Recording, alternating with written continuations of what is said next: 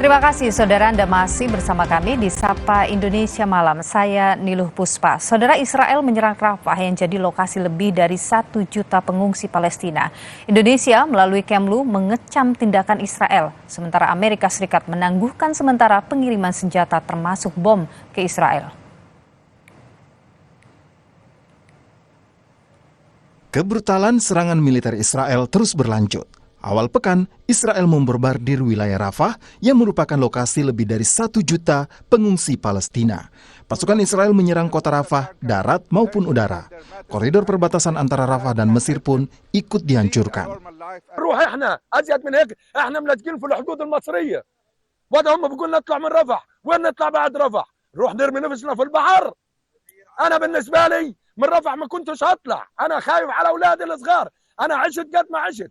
مش مشكلة لو متت في 60 سكن بس ابني الصغير هذا ايش ذنبه. Pemerintah Indonesia melalui Kementerian Luar Negeri mengecam serangan militer Israel ke kota Rafah.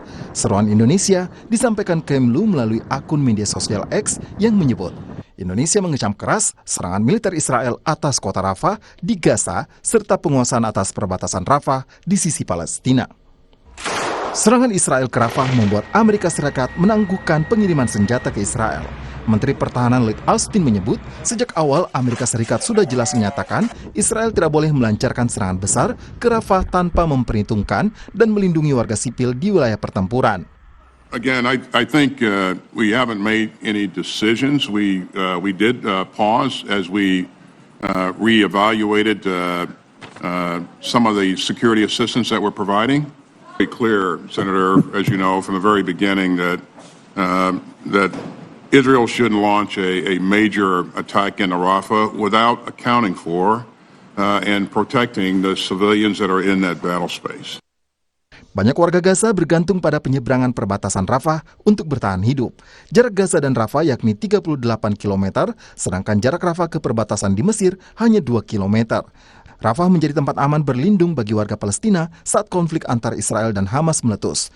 Rafah menjadi gerbang menuju Mesir tanpa harus melewati pos Israel. Selain itu, Rafah juga menjadi pintu gerbang bantuan kemanusiaan yang masuk ke wilayah Gaza. Sejak konflik Israel dan Hamas meletus Oktober tahun lalu, jumlah warga Palestina yang meninggal mencapai 34.904 jiwa dan 78.514 jiwa luka-luka. Badan Amal Internasional Urusan Perempuan menyebut 70% korban adalah perempuan dan anak-anak. Tim Liputan, Kompas TV.